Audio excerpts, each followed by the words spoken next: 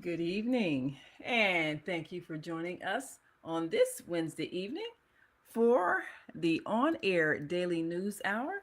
And we're going to be talking about urban gardening. Why? Because people in the inner city are finally waking up to the reality that if they don't take care of their own nutritional needs, no one else will. Grow what you eat. That has been the program launched across the city for those who are realizing that the reason why they are food insecure is because they have not taken the time to create the security. And so, for those who have a piece of land and have a willingness to dig in the dirt, they have the power to feed themselves. Now, why are we not realizing that? Well, one of the reasons is because people who have perhaps grown up in the city, even though they may have southern roots in the country, they may have grandparents that own property down south where people owned farms, grew crops, knew how to milk a cow, and all those things. This generation lost the knowledge, lost the skills, lost the will to produce their own food, making themselves sitting ducks, targets for exploitation, grocers that bring in old, perhaps even expired food to the neighborhood. And how many neighborhoods don't even have grocery stores? They have gas stations that sell little items, maybe a loaf of bread, and who knows how long that's been sitting there. People are waking up and realizing that they must take back their power. So, one of the positive results of recognizing that many neighborhoods are food deserts is that individuals have chosen to create an oasis. They've chosen to create a garden right there in the neighborhood, right there in the residential areas. And many of these urban gardeners are feeding those who are hungry, feeding the elderly, feeding the unemployed, feeding those who may often get neglected. And they're providing a means to get food that is non GMO, not poisoned with pesticides. And so the skill of growing food is a survival skill.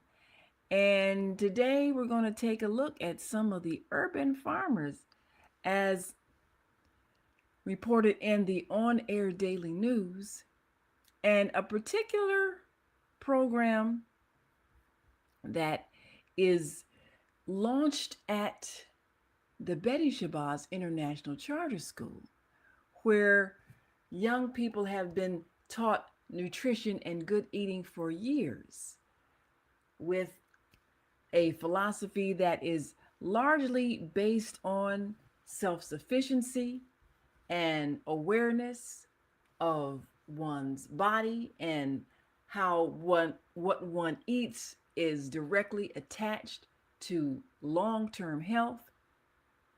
A vegetarian diet in the schools, and regular teaching on a scientific level on how various foods affect our bodies. So the school has had a garden over the years and often used that garden to grow some of the foods that is served in the cafeteria so that the students see a direct connection between what you grow and how you feed yourself and how you create an economy. So we'll be right back and bring you some of the Grow What You Eat program as presented to the students at Betty Shabazz International Charter School. And then we'll meet some of those urban farmers that are making it possible for people in the inner city to have access to healthy food. We'll be right back after this quick break, so we want you all to stick and stay. Don't stray away. We'll be right back after this quick break. And as always, we remind you to share this show with people you know so everybody can be informed. We'll be right back after we greet our global family joining us from all around the world. Stay with us. We are global transformers, changing the world from the way it is to the way it should be. We are one. Wherever we live on this earth, we are one human family. On behalf of our team of radio hosts, I'd like to extend a greeting to all the members of our family, whenever and wherever you may be listening around the world. To our family in China, Ni Hao. In India, Namaste. In Japan, Konnichiwa. In Korea, Annyeonghaseyo. In Russia, Здравствуйте. In Germany, Guten Tag. In Poland, Dzień dobry. In France, Bonjour. In Spain, Hola. In Italy, Ciao. In Egypt, Ahlan wa sahlan. In Ghana, Akwaba. In Nigeria, Peleo. In South Africa, Sawubona. In Senegal, Nangadef. In Kenya, Jambo. In Israel, Shalom. In Pakistan, Afghanistan, Palestine, and Saudi Arabia,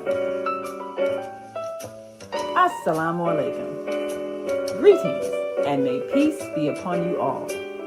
Join us live on the on-air radio network called 727-731-5192. We want to talk to you.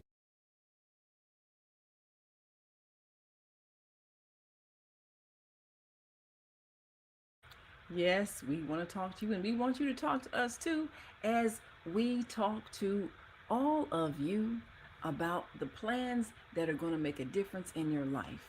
Well, everything starts with the youth, and when we share knowledge with our young people, we give them an opportunity to shape the world, as we say, from the way it is to the way it should be. And too often, we are seeing others have a plan of action in shaping the world in the way that benefits them and not us. Those of us who want to see a healthy world where people are living without distress. And so if you choose to empower yourself, then you have an opportunity to create the world that you desire. So Betty Shabazz students learn food growing skills from those of us who are involved in the organization, the indigenous brothers and sisters building communities. Now, one of the important things in the word indigenous is the fact that here we are, we're homegrown, right here, born and raised in this land, and having learned from the history of interaction and having overcome much of the economic plan to misuse our labor and exploit our labor, we now are in the best position to strategically plan a system that works for all, because we've experienced the plan that doesn't work for all. We've experienced the plan that exploits those who don't have a system of creating for themselves. So now that we know better, we can do better, and we can therefore educate those coming behind us so that they have the power to create what they need. And what we realized is that people in the urban communities learn how to be helpless. They learn how to depend on other people to feed them, to house them, to clothe them. And we know when these skills are taken out of the schools, then our children end up at the mercy of people who don't care about their future or their well being. And so it's our responsibility to make sure that our schools prepare our children not just to get a job, but to get a life, to provide all that they need so that they are self sufficient. That means having life skills. And one of the greatest life skills is growing food. So, we've got an ongoing series called Grow What You Eat, and it's on the Female Solution website, posted there, and also on the On Air Radio Network. And one of the things that this series does is to teach how to recognize vegetables and fruits and edible plants, to recognize how the soil is being impacted by other things such as waste, to replenish the soil using organic matter, to recognize plants that perhaps have been killed because of lack of knowledge on their medicinal and healing uses, and to be able to repair the soil that has been damaged either by repetitive growing of grass, just as George Washington Carver reminded Southerners that repeated growth of cotton had depleted the soil of nutrients, and therefore it had become dead land. And he was able to replenish those nutrients by growing peanuts and other crops that gave nitrogen and other necessary nutrients to the soil. So it's science. And many people from other countries will come to America to study agricultural science. Well, one of the greatest agricultural scientists was right here on our soil, George Washington Carver. And as indigenous people to this land, as we are who have been here for generations, we have a responsibility to learn the climate, learn what grows here, learn what's in harmony with our bodies, and teach that science to our children. So let's take a look at one of the episodes in Grow What You Eat, so that we know first, before you begin the process of growing, you need to plan where you're going to plant your vegetables and know what is in harmony, what should grow next to each other, and what perhaps should not. Let's take a look. Grow what you eat. I'm Naima Latif with today's 10-minute tip for how to grow your own food. We're in the process of preparing now to lay down those plants that we're going to be growing this year, but it's not a haphazard thing. You ever plan to buy a house? Well, one of the things that's important is who your neighbors are going to be. What kind of people you want to live next to. Now, you might be a young person, and so you want some people who are perhaps maybe they're the fun partying type, and so you're looking forward to living next to some lively neighbors. or you might be older and settled. So you want some people that are more mature and quiet and peaceful. It's no right or wrong when it comes to deciding who you're going to live by. It's just a matter of who you're in harmony with. Well, believe it or not, it's the same thing with our live plants. Our fruits and vegetables also want to have neighbors that don't disturb them, that are compatible with them, that are in harmony with them. So we're planning where we're growing and what plants are going to work best together. These structures are raised beds. So we're going to remove the grass underneath and move them over to where the soil underneath will be the foundation for these plants. We're going to have some of our Grow What You Eat team members come in and help clear some of the grass so that our raised beds will be filled with organic soil on top of the soil. And this will provide a good foundation for our plants. And here we are loosening up the grass so we can get ready to plant these vegetables.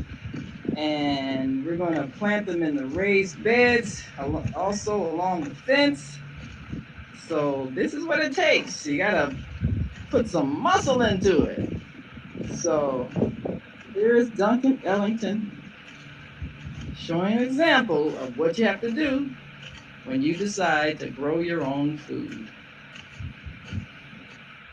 So here we are. We have cleared the spot where we're going to put our raised bed right over the soil, and then we'll add some soil, and then we'll plant our vegetables. These are mustard greens. We'll be planting these this year, and we were fortunate to be able to pick up some of these and other vegetables at a local garden sale. So in addition to our mustard greens, we also picked up some kale, some carrots, some onions, some celery, some cucumbers, some garlic, and some tomatoes. And we'll also be planting some potatoes and some cabbage and lettuce. So let's take a look at what grows best together, and we'll place these plants where they're going to go so that we can be ready when we pick up our soil. Well, we're going kale. So let's take a look at what grows best next to kale. Kale grows harmoniously with aromatic alums like onions, garlic, and leeks.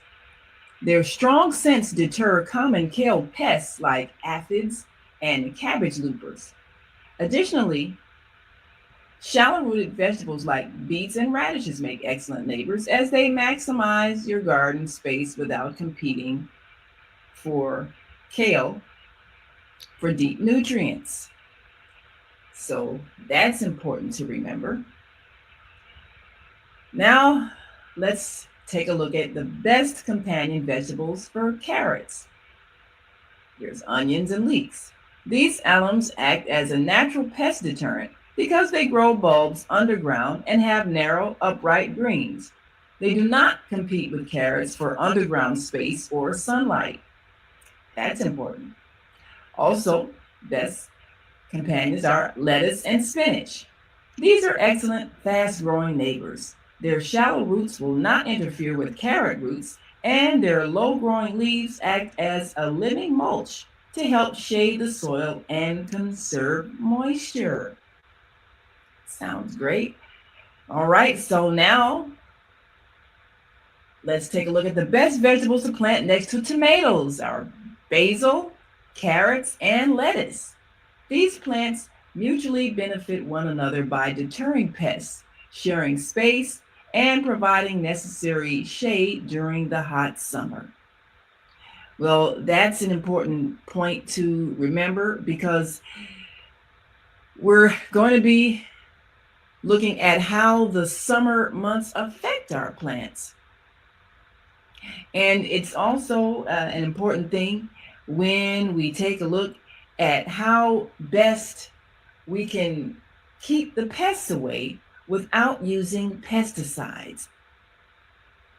Now, plants to avoid.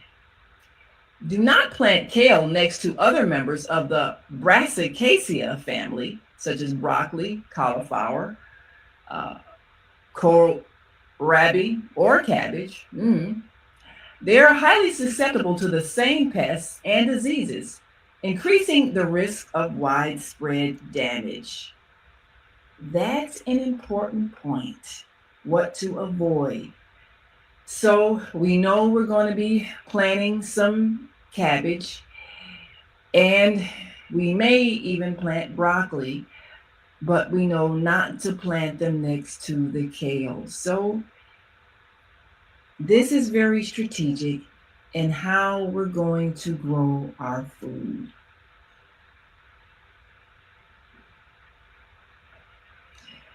So now let's make a plan based on what we've learned grows best together.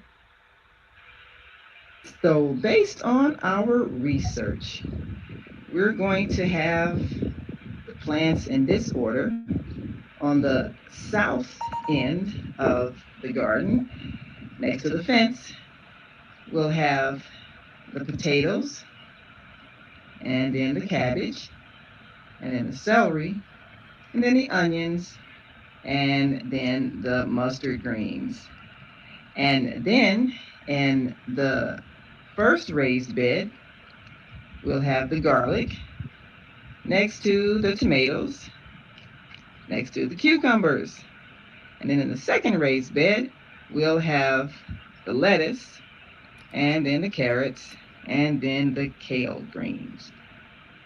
So this is how our organized food growing is going to go this year. Now that we have our raised beds placed in position and we have our garden plot all set up, we can add the soil and then we can place our vegetables based on what we discovered grows best next to each other. Food requires a plan. It's a process, and it requires a bit of research so that you can give the optimum opportunities for those vegetables and fruits that you're growing in your yard. I'm Naima Latif. Grow what you eat. We'll see you next time.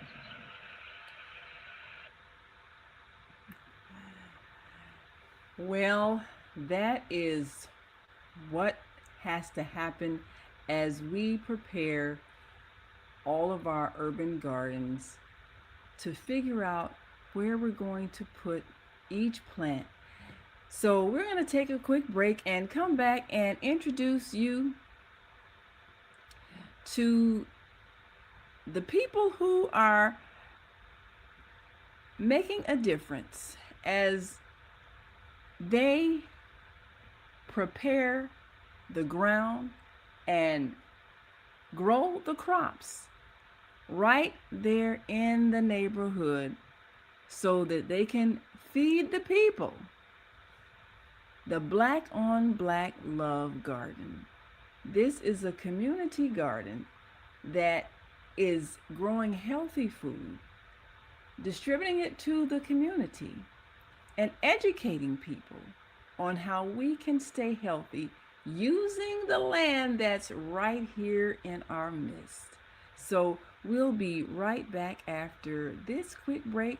And as always, we say stick and stay, don't stray away. And before we go, we've got a comment here. And our dear sister Zelda who she can testify. She got some of them good greens from the Black on Black Love Garden. She says Betty Shabazz students are already ahead of other students their age. They will always have food because they depend on no one but themselves. Absolutely. And we're going to bring you some more from the Betty Shabazz Garden as they prepare to harvest and grow what they eat and eat what they grow this fall right there in their own school. So we'll be right back after this quick break. So just stay with us.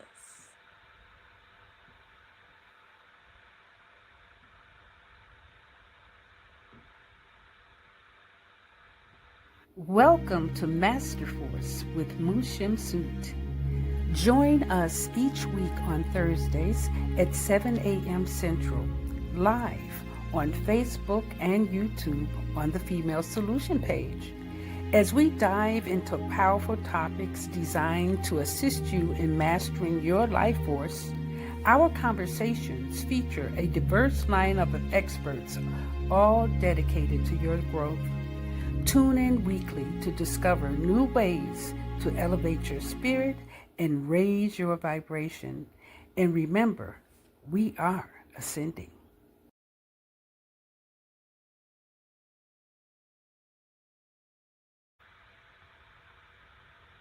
Yes, we are ascending and we are reminding each other of the responsibility that we have as we ascend to bring to mind those problems that we have allowed to be created because we were not taking responsibility for our lives.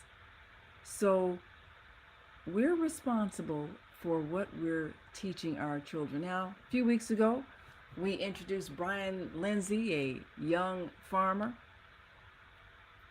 who has been teaching the skill of farming.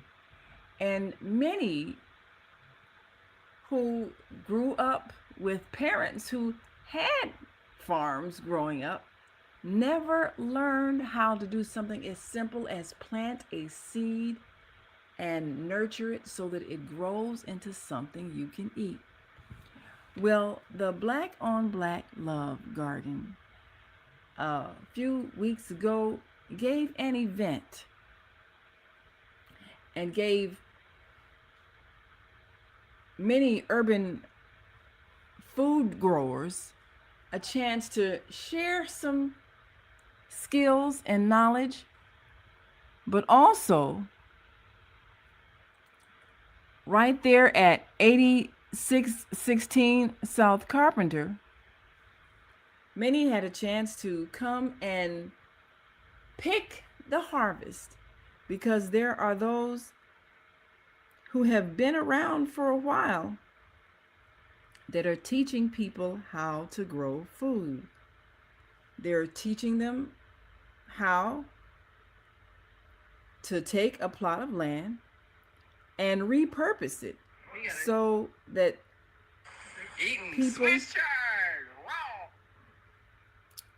people can appreciate what it takes to actually prepare something that is nutritional.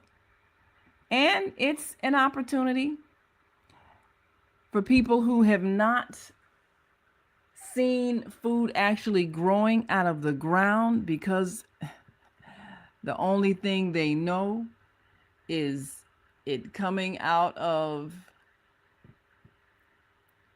the grocery store, maybe a package or a can. So when we can expose our young people to something as basic as food. Swiss chard. Wow. And here we are. We've got people who are enjoying the delicious food being grown at the Black on Black Love Garden. and they're having the opportunity to get it right when it's ready to be harvested. So Valerie Goodlow, one of the managers of the Black on Black Garden, had Black on Black Love Garden, had a chance to share with us some of the challenges that comes with changing the mindset of people who have been used to eating out of a can or out of a bag, out of a package, out of a box that's been sitting on the shelf at a grocery store, and people who may never have learned how to prepare food that's growing out of the ground. And this again is a survival skill. It's a skill that too many of us have never learned because we've been raised on fast food. So in the Inglewood community, it was a chance for many people to actually see what it looks like when you can grow your own food. And when you can go through the process of seeing how long it takes for things like kale and Swiss chard and collard greens to grow. So when these things are growing, young people get a chance to learn science. And that's what makes a difference. And they're having This is kale. excitement. All right. Kale that is ready to be cooked. All right, and it looks good too. This, I mean, this looks really good. Did these start from seeds? Was it? Oh, okay. We started from the plants. When you bought them, they were plants, they're like starter plants. Oh, okay. Why not get seedlings and plant them and. That makes sense. Makes sense.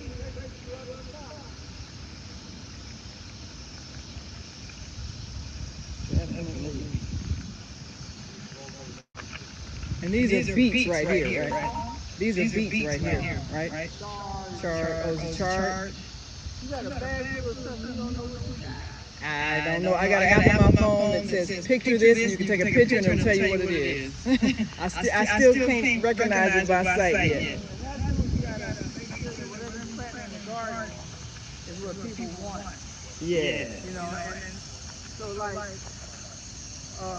even uh, people want green tomatoes. Now you hate to take your red ones that are gonna turn red, they haven't turned green.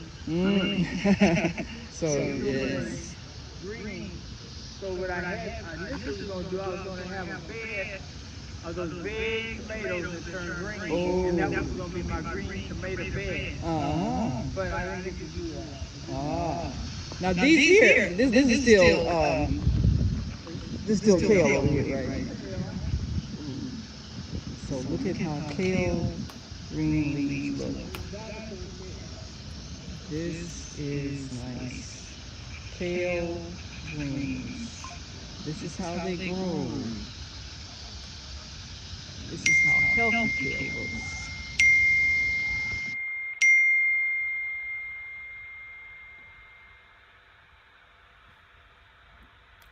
Healthy kale.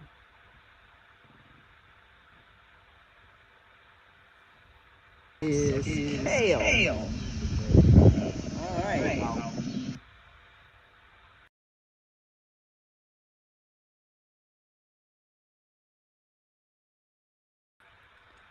One of the things that we learn is that So much of the land in the urban communities just lies in waste because no one thinks to cultivate it. No one thinks that these vacant lots that are strewn full of trash can be valuable sources of eating.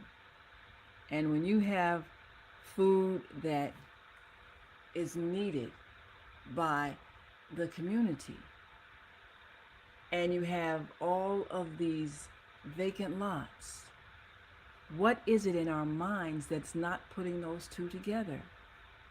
And we can see that this urban garden, it's so fresh, you can eat the food. Eating Swiss chard, raw. Yes. So Ayaroko Teru, who has been an urban gardener and a farmer out in the Pembroke area, had a chance to come and take a look at the Black on Black Love Garden and sample some of its produce, and can testify that this is healthy eating. Well, what we are learning is that, as the saying goes, no one will save us from us, for us, but us. So rather than be angry, marching, protesting, name calling for people who are choosing not to share resources, let us recognize the resources that we already have so that we can empower ourselves to feed ourselves. Because the land is right here under our feet. And how many of us have beautiful lawns that we water faithfully? But how many of us eat grass? None of us. How many of us have a cow that eats grass? Probably not in the city. So there's nothing wrong with grass, nice lawn, but let's take a look at what that land could be growing that we can eat. So our series, Grow What You Eat, reminds us of our responsibility to do just that. So as we take this program to the schools, we give our young people a chance to really understand economics. And it all starts with the land. So we're going to take our last break, and we'll be right back as we continue to share those who have made a choice to empower themselves by using the land upon which they live to feed themselves. Urban food growers who realize that you don't have to live out in the country in order to have a farm. We'll be right back after this quick break. We're going to take some more of your comments. We'll be right back, so just stay with us.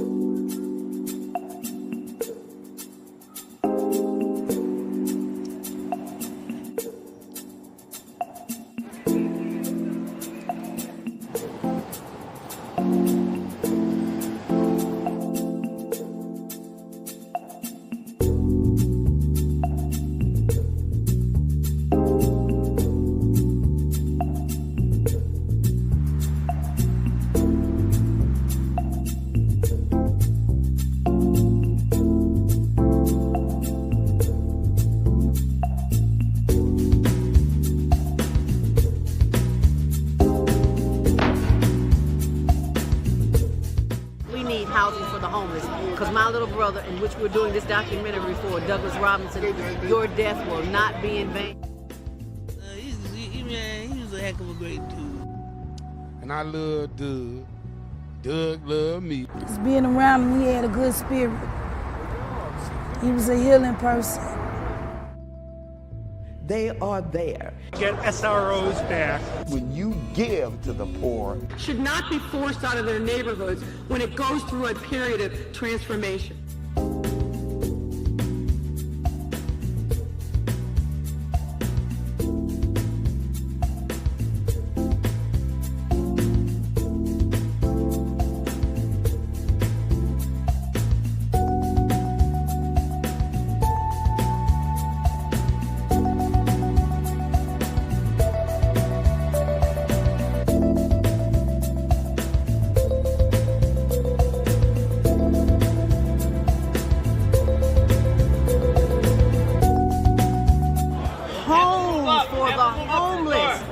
are too many people who are losing their homes to taxes because they can't pay $1,000 tax bill.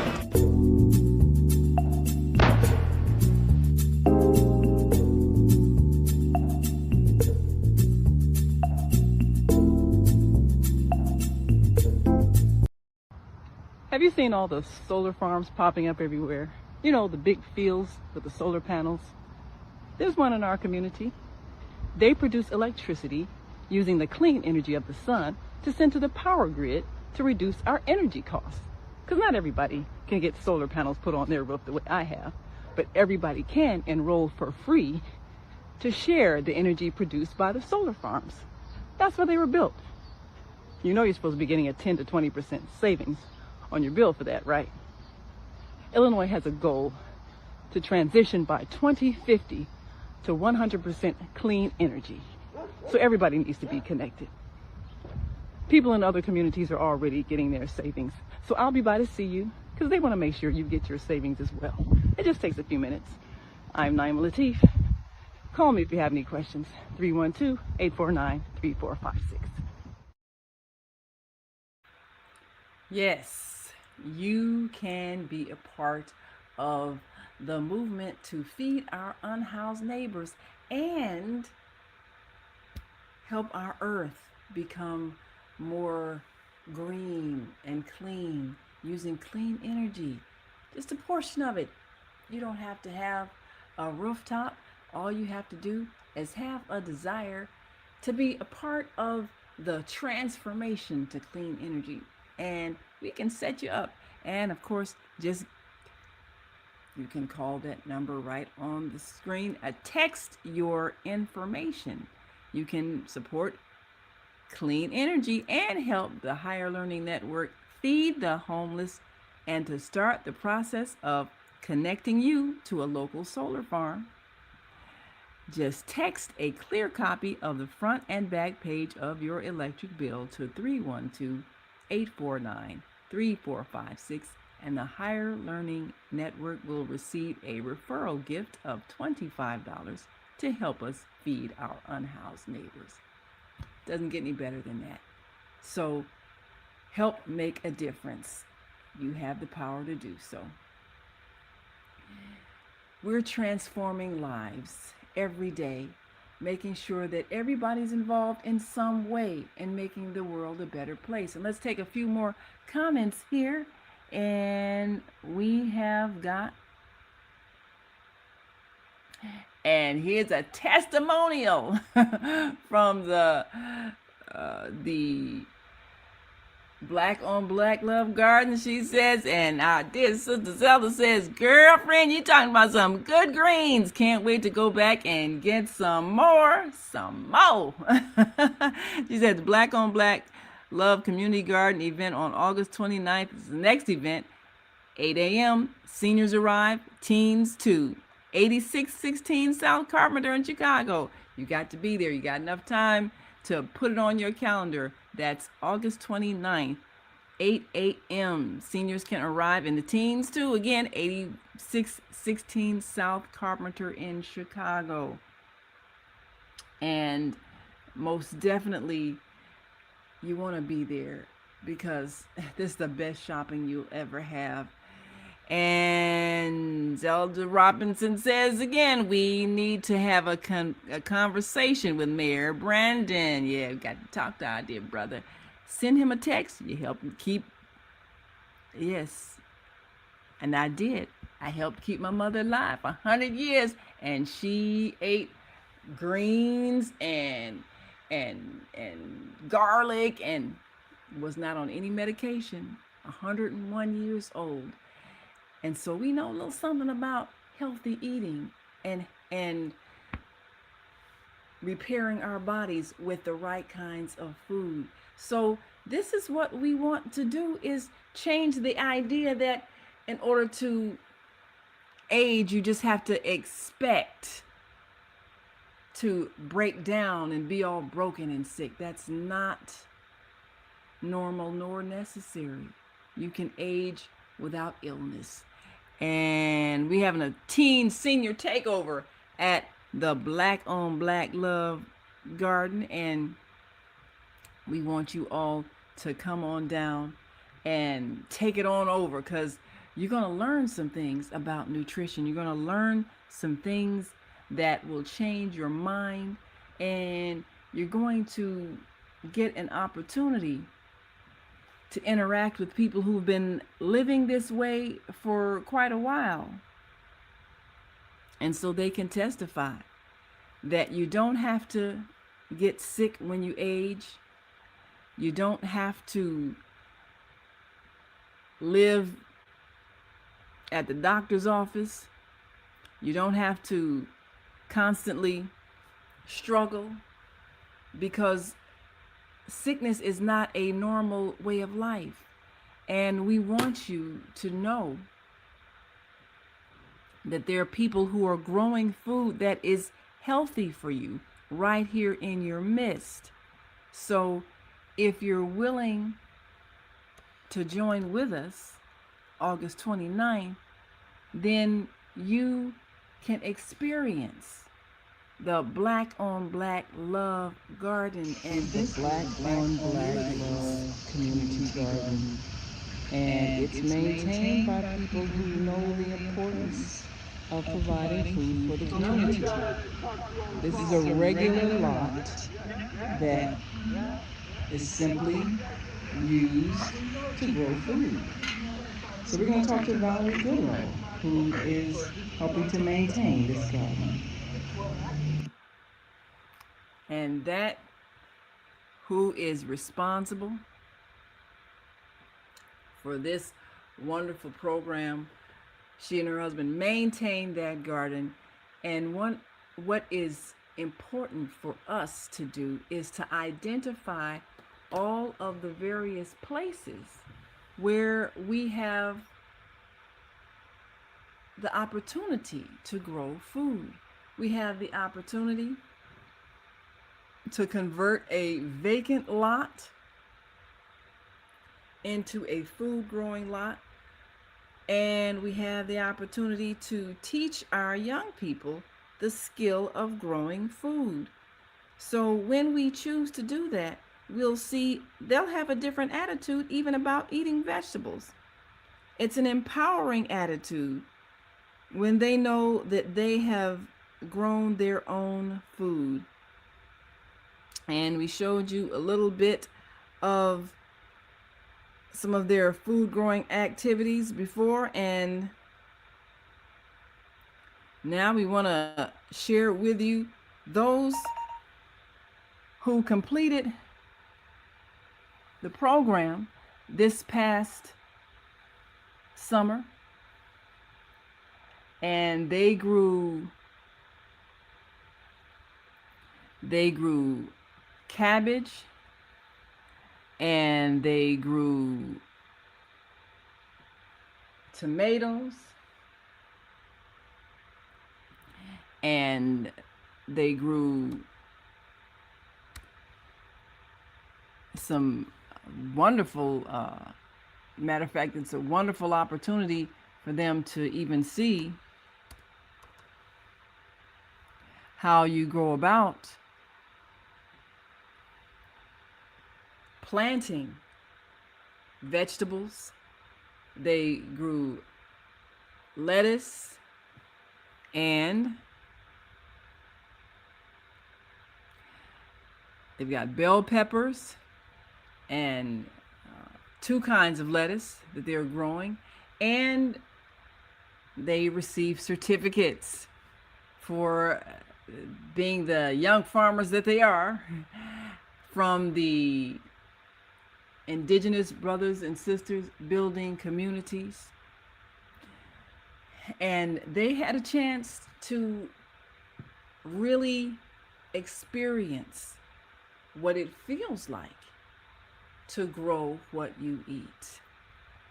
Because as we prepare for this fall, they're going to be able to harvest those same vegetables, serve them in the cafeteria, and we'll be continuing the program this fall as an after-school program where they will learn agricultural science. They'll be learning about replenishing the soil. They'll be learning about what makes healthy soil. They'll be learning about how to grow from a seed and the climate and what kinds of fruits and vegetables grow in our city in North America. They will get an opportunity to learn how to survive because they will have a life skill. So we're grateful that we've had a chance to give them that experience. And they know that growing food is all part of the economy where they live. So this is critical for us to share knowledge and to teach. And this is what it's all about. Helping them to learn. Helping them to recognize what is a survival skill, and helping them to remember why they are in school, and that is to become self-sufficient. So because we're giving them an opportunity to learn how to grow their own food, they're going to set an example for the rest of their classmates. So that's how when you grow food, you can feed yourself. Also, you can feed others. Also, you can make money because now you get through the food to charge the people who buy it. You see what I'm saying? So I want y'all to understand this. When you grow food, the first thing you can do is what? The second thing you can do is feed food. And by you being able to feed others, you're able to make money. Very basic.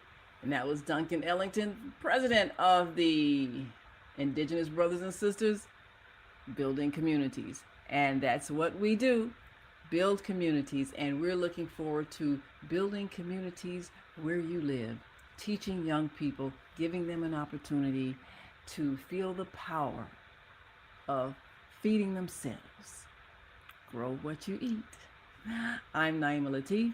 Thank you for joining us. And we'll see you next time on the On Air Daily News Hour.